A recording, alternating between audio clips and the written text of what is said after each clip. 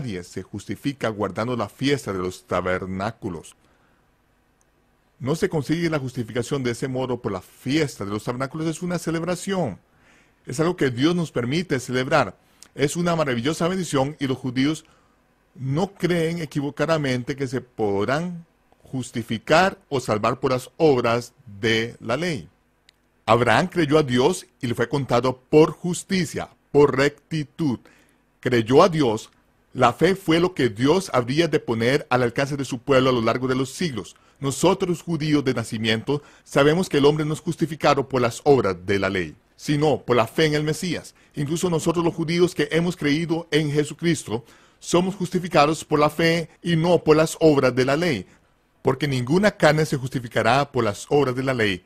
Y esto es algo que es preciso comunicar al mundo gentil de un modo muy gráfico, muy importante, porque lo que ha sucedido es que los gentiles han adoptado las normas y los reglamentos, las doctrinas y los mandamientos de los hombres. Si no estás en un edificio determinado a una hora determinada y no estás en él durante un número determinado de horas de una manera fiel y entregas una parte determinada de tu dinero a una organización determinada, te echarán a la calle. Estás siendo infiel, vas a ir al infierno, seguramente te echarán del edificio. Porque toda tu vida han establecido una serie de normas y reglamentos sobre ti y tú has sentido que tu justicia depende de que tú te adhieras a las normas y reglamentos concretos de una denominación en particular, pero no te justificas por las obras de la ley. Solamente puedes justificarte por la fe en el Mesías. Eso es lo único que te justificará. Es lo único que te justificará a cualquier persona en Israel. Eso es todo. Eso es todo. Y eso es lo que se supone que los judíos deben de enseñar a los gentiles. Vemos que los fariseos seguían estas mismas cosas, las mismas normas, reglamentos, doctrinas y mandamientos de los hombres. El Mesías vino con el fin de dar el traste con todas ellas. Y yo estoy aquí para hacer lo mismo ahora. Tú vives en una cultura diferente, pero sigues viviendo bajo la misma idea equivocada, creyendo que te justificas por las obras de la ley. Y me da igual cuál sea tu denominación, las obras de la ley no te justificarán, especialmente cuando se valen de las escrituras y las tuercen para luego intentar controlar las acciones por medio de ellas. Tú has sido libertado por el Mesías. Sé libre. Y Dios dijo que sirvan para señales, para las estaciones, los días y los años. Y ahora vamos a ver las estaciones. Como he dicho, en las escrituras hebreas, la palabra estación es Moedim, que son las fiestas del Señor. Y le habló el Señor a Moisés y le dijo, las fiestas solemnes del Señor, las cuales proclamaréis como santas convocaciones, santos mikra, ensayos sagrados. Estas son mis fiestas. Y vemos que en el capítulo 23, versículos del 1 al 21, es donde están todos los detalles sobre las fiestas de primavera del Señor, del versículo 1 al 21. Y hemos visto que de hecho el Mesías ha cumplido todas las fiestas de la primavera del Señor. Vemos en su muerte, su entierro y resurrección el cumplimiento de la Pascua, en la que tenemos el cumplimiento de los bicurín, la ofrenda de los primeros frutos, y los días de los panes sin levadura.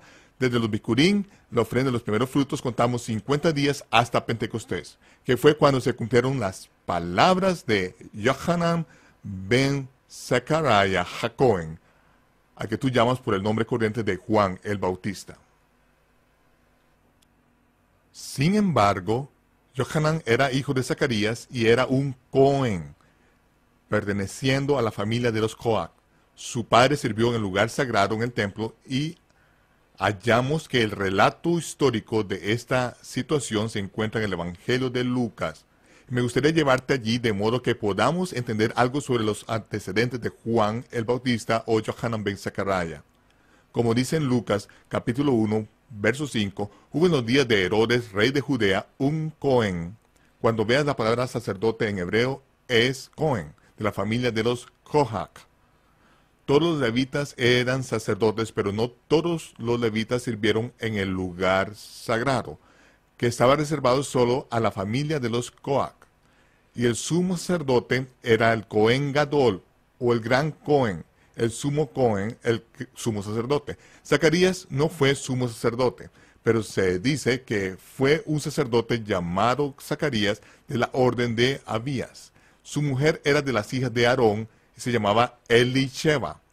Ambos eran justos delante de Dios y andaban irreprensibles en todos los mandamientos y ordenanzas del Señor durante toda la vida. Vivieron conforme a los mandamientos y las ordenanzas del Señor y fueron irreprensibles.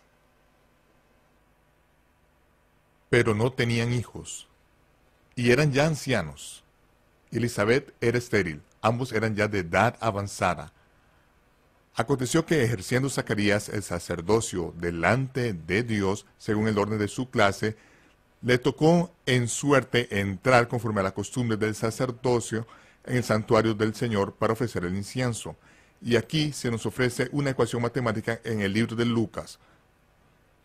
Para empezar, Zacarías era de la orden de Abías, que era el octavo curso según dicen en Segunda de Crónicas. Hay 24 cursos de sacerdotes y esos sacerdotes servían una vez a la semana, 2 veces al año. 24 cursos, 2 veces al año serían 48 semanas. Aún nos quedan unas cuantas semanas, ¿verdad? Y todos los sacerdotes se ocuparían de todas ellas como parte de su obligación, teniendo que acudir y servir en las fiestas del Señor, a las que acudiría todo Israel, de modo que era preciso que estuvieran todos los sacerdotes de turno durante este periodo concreto. Y los cursos de los sacerdotes comenzaban el primer Shabbat después del mes del Aviv, de modo que podemos seguir la pista y ver cuándo el orden de Abías servía en el templo. En este año particular, el orden de Abías estaba sirviendo en el templo y siendo responsable de lo que sucedía en el lugar santo durante la semana de Shavuot. Shavuot o Pentecostés empieza el primer día de la semana. El orden de Abías empezaba allí mismo, en el mismo momento del Shabbat, y en ese momento eran responsables de todo lo que sucedía en el templo durante este periodo de tiempo. Zacarías era ya bien anciano, y también lo era su mujer Elisheba. Ella era estéril. Como ves, a pesar de guardar los mandamientos del Señor, de ser irreprensibles, el pueblo lo llamaba estéril, la cual era un insulto, porque las escrituras dicen que si guardamos los mandamientos y las ordenanzas del Señor, llevaremos fruto. De modo que pensaron que algo estaba mal, que debía de existir algún pecado oculto, pero a pesar de ello, el testimonio del mundo era que el matrimonio era irreprensible. Zacarías era ya anciano, y según el orden de Abías, estaba sirviendo en el templo, y dice que le tocó en suerte entrar para cumplir su oficio sacerdotal, que consistía en quemar el incienso en el lugar sagrado. Este honor solo se concede a un hombre una vez en su vida. Solo una vez, y quemaba el incienso sobre el altar del incienso. Eso era todo lo que podía hacer. Zacarías es ya un anciano y no había estado nunca en el lugar sagrado para quemar incienso sobre el altar del incienso. Dice, toda la familia del pueblo estaba afuera orando a la hora del incienso. Aquella era la hora misma en que se quemaba el incienso sobre el altar en ese día solemne de Shavuot de Pentecostés. Ya Zacarías le había tocado en suerte. Este anciano al final de su vida logra por fin entrar a quemar incienso sobre el altar del incienso, de modo que cogen el brasero y se colocan ante el altar para quemar incienso.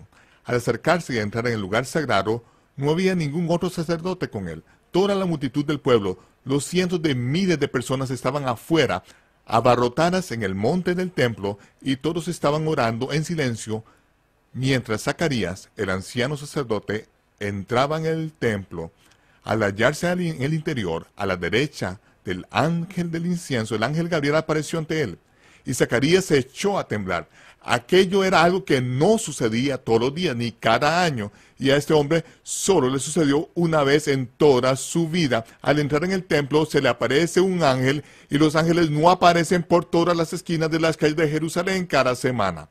Así que está temblando, se siente atemorizado, y el ángel le dice de inmediato, Zacarías, no temas, porque tu oración ha sido